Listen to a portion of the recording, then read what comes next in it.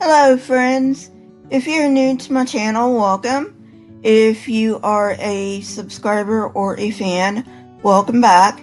Today's topic is gender identity.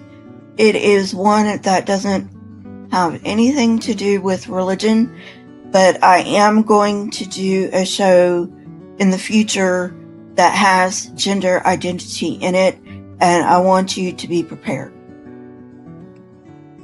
Gender is a cultural construct, so much so that some cultures actually have more than two genders. Thankfully, the U.S. is going this way, and refers to the cultural meanings society assigns to male, female, social categories. Gender identity refers to how individuals define themselves in terms of these cultural assignments. It reflects the differential placement of men and women in society, known as gender roles. These roles are internalized by the person as part of the self-concept. However, individuals differ in the extent to which they internalize gender roles.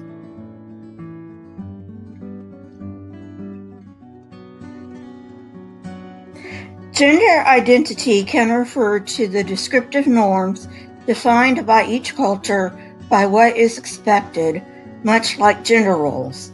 In this sense, the individual identifies himself or herself in relation to cultural gender roles.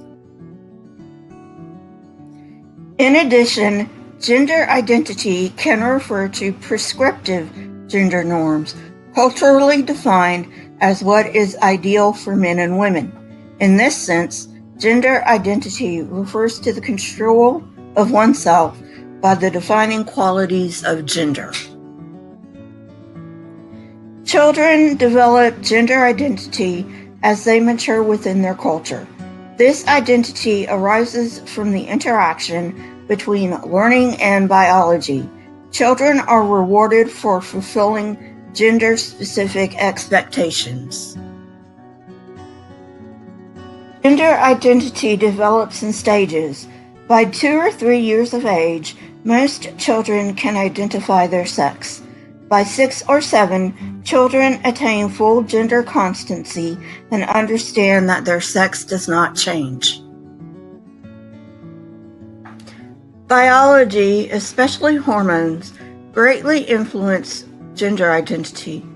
The prenatal environment in particular is known to influence sex-specific behaviors. For those of you who may not know, genotypic refers to the genes in a person's body, for example, XX or XY. Phenotypic is more for your physical characteristics. Let's say you have a gene for brown eyes and a gene for blue eyes. The brown-eyed gene is dominant, so if you have a blue-eyed gene and a brown-eyed gene, then the brown-eyed gene would show up and brown would be your phenotype. Gender identity does have a biological basis. For instance, genotypic males that were, for whatever reason, raised as females generally identify as male. A disease called congenital adrenal hyperplasia, or CAH, masculinizes genotypic females through hormones. Male gender identity in these female-raised people are higher than in the general population. Sexual dimorphism refers to the differences between males and females of the same species and usually refers to outward appearances.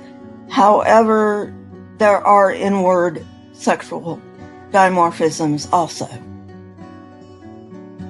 An hypothesis for a biological origin of transgender deals with the brain and is based on the fact that a genotypic male may show the phenotypic brain development of a genotypic female and vice versa.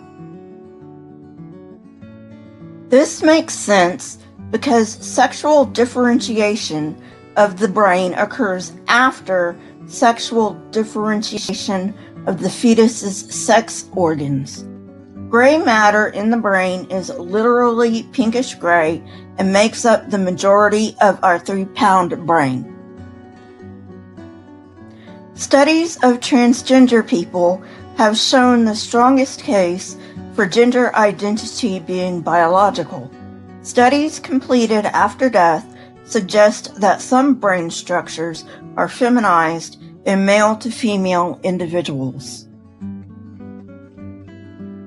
I just wanted to throw in a note for my transgender friends. If you happen to be transgender, remember, it's nothing you can help. You were born this way. So hold your head up high and just be yourself.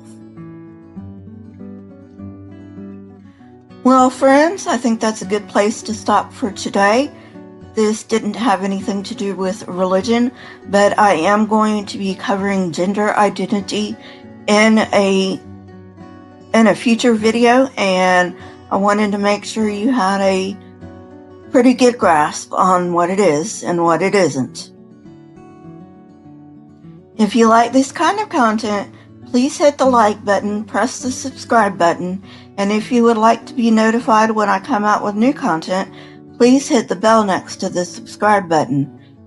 The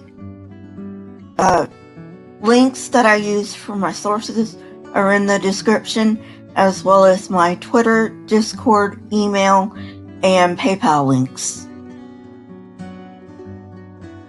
Please leave your comments in the comment section.